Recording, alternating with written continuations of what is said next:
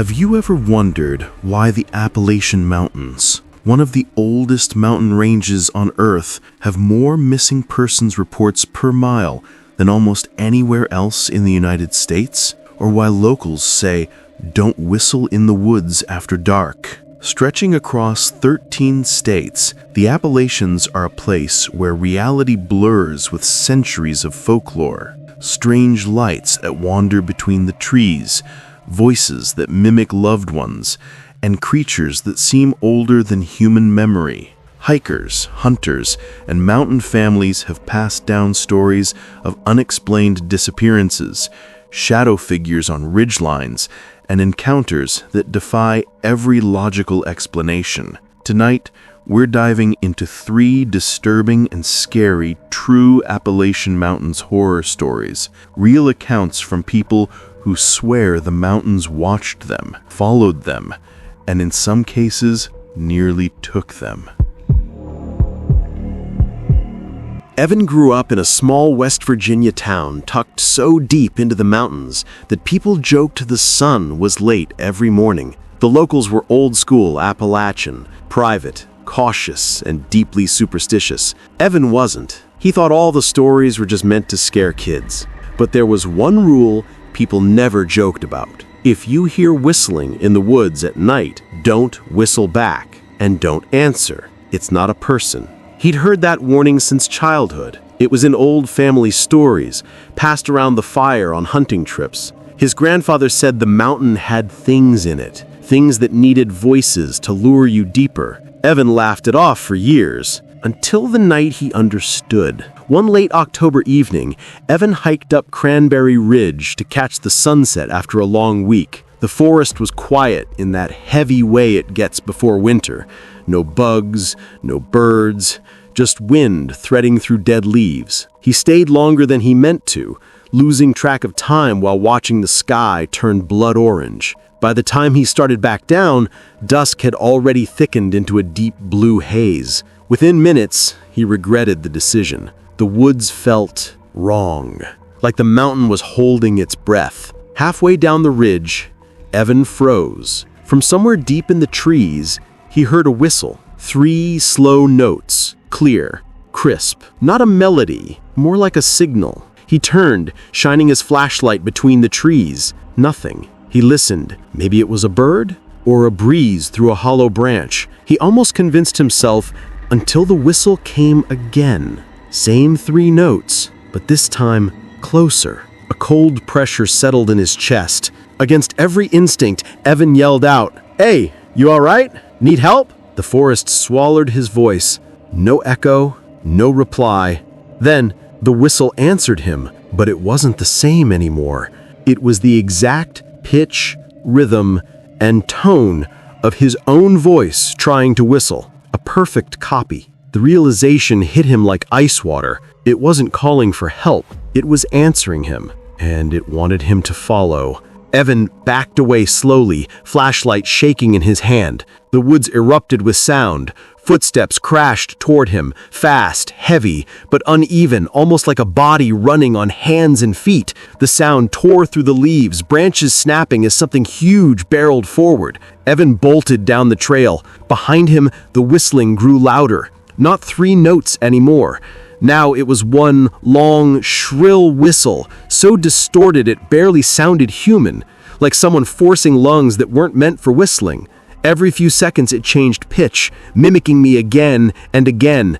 Evan risked a glance over his shoulder. For a split second, his flashlight caught something between the trees, a shape ducking behind a trunk. He didn't see a face, just a tall, pale figure crouched low, bent in a way no person could bend, as if its joints were in the wrong places. He saw hands, long, thin, gripping the bark like they were about to peel it off. Then it moved. Not like a human running, but like something trying to remember how humans run. When Evan burst into the clearing near the parking area, everything stopped. The footsteps, the whistling, the forest noise.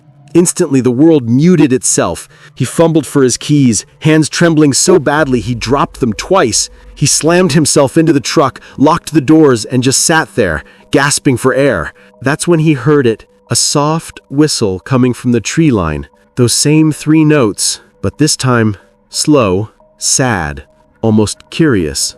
He didn't look toward the trees. He couldn't.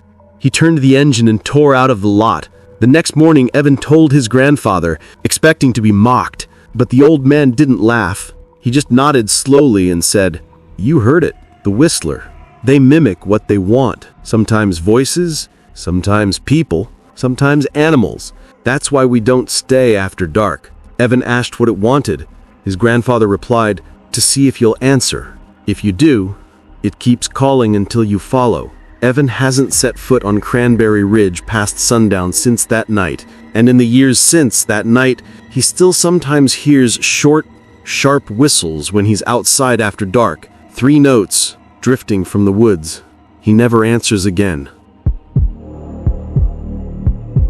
Daniel and Brooke had been dating for 2 years when they decided to spend a quiet weekend in the Smoky Mountains of North Carolina. They booked a small wooden cabin tucked deep into the hills, beautiful, isolated, and surrounded by miles of untouched forest. When they arrived, the cabin owner, an older woman named Mrs. Carter, gave them a short tour. Before she left, she paused at the front porch, her voice dropping just slightly. "2 rules," she said. "Don't leave food outside, and don't walk into the woods after dark, no matter what you hear." Brooke laughed awkwardly, thinking it was just an animal warning.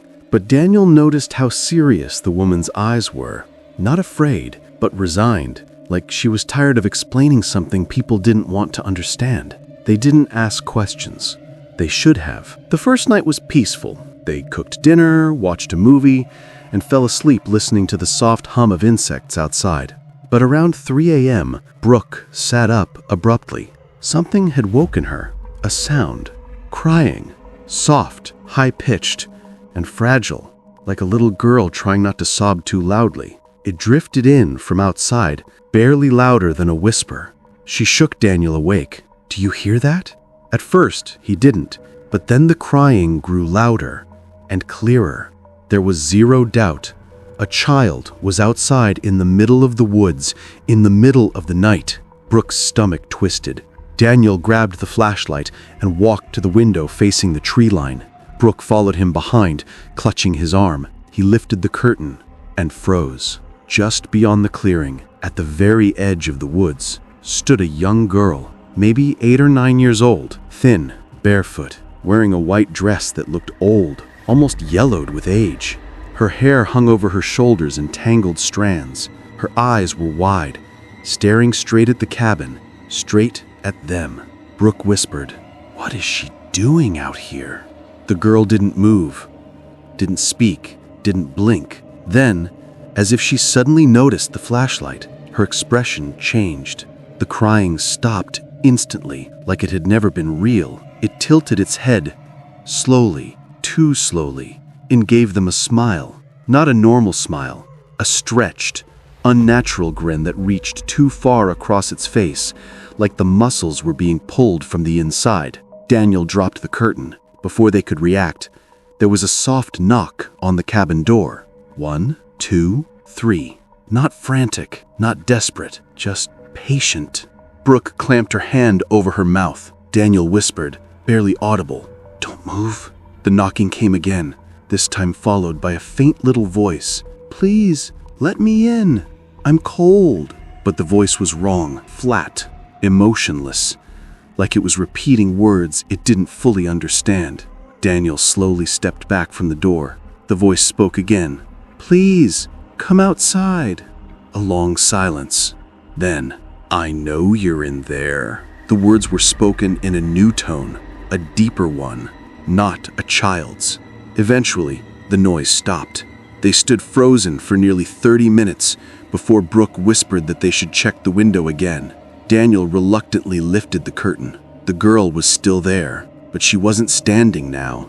She was floating forward, gliding across the clearing without her feet touching the ground, moving inches at a time like she was being pulled by invisible strings. When the beam of the flashlight hit her face, she snapped her head toward the window with unnatural speed. Daniel yelled and dropped the curtain again. They locked themselves in the bedroom and sat with their backs pressed against the door until sunrise.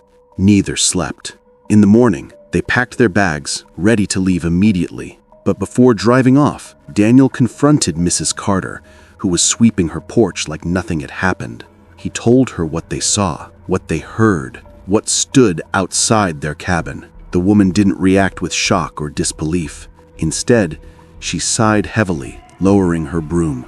"That's why we tell people not to go out at night. It's not a little girl. It only looks like one." Brooke asked if someone had died out there. Mrs. Carter shook her head. "It's older than that. Older than this cabin. Older than this town." She explained that over the years, hikers had disappeared after hearing a child crying in the woods. Some were found, some never were. Those who returned said the same thing. They followed the crying until they realized the child wasn't crying at all. It was calling, mimicking, luring, drawing them deeper into the forest.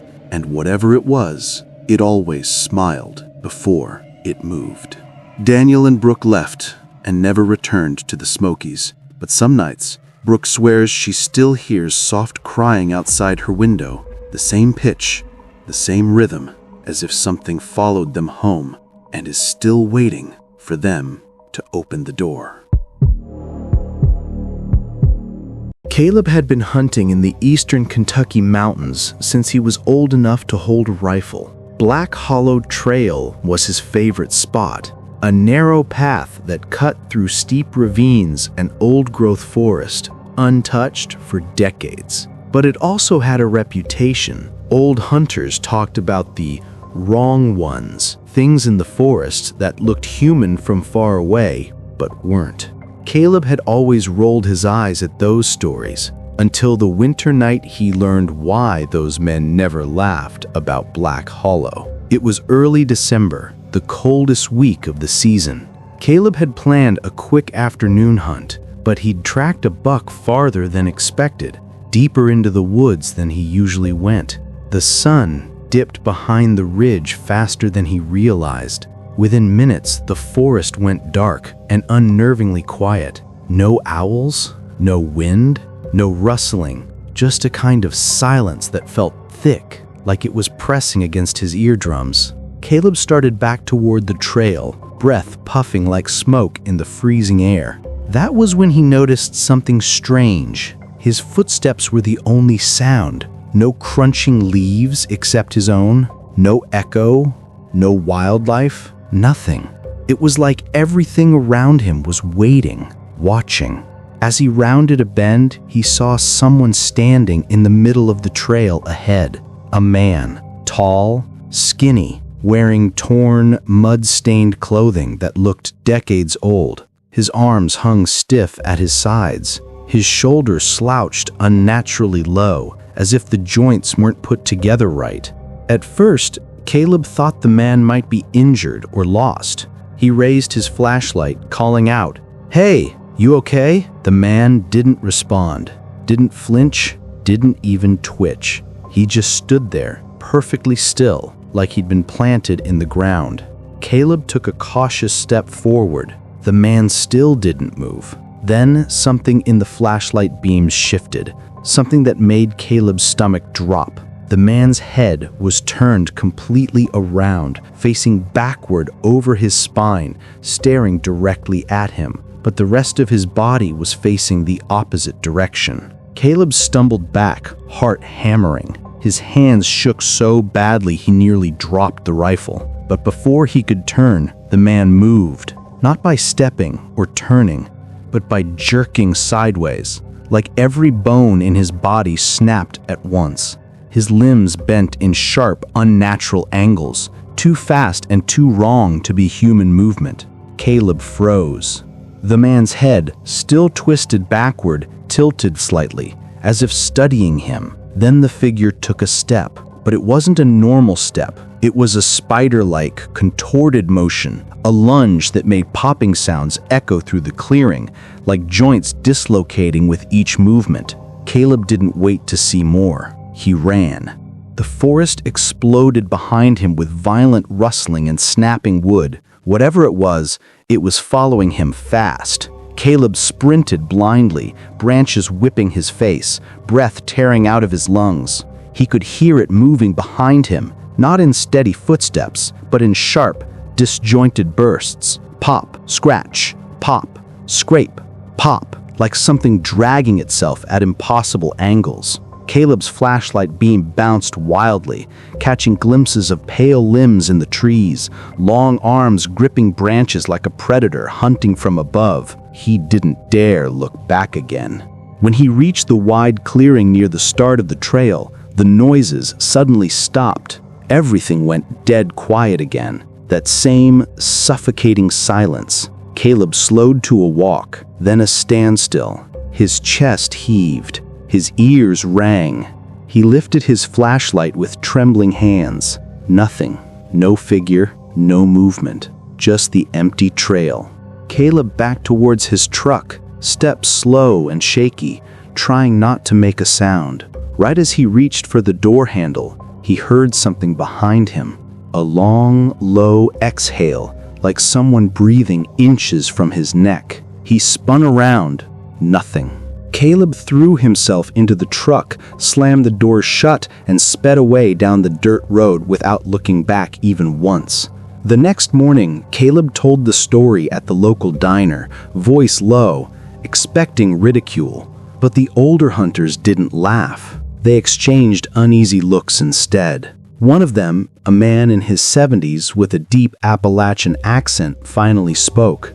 "You saw one of the wrong ones." Caleb asked what that meant. The old man stirred his coffee, eyes fixed on the table. "Sometimes things in these mountains try to look like us, but they don't know how bones work." Another hunter added, "They watch, they copy, but they move wrong. That's how you know. And if you ever see one on the trail, don't look directly at it." Caleb hasn't gone back to Black Hollowed Trail since then, but sometimes when he's outside at night near the woods behind his house, he swears he sees a tall, thin figure just beyond the tree line, standing too still, tilting his head, as if waiting for him to recognize it again.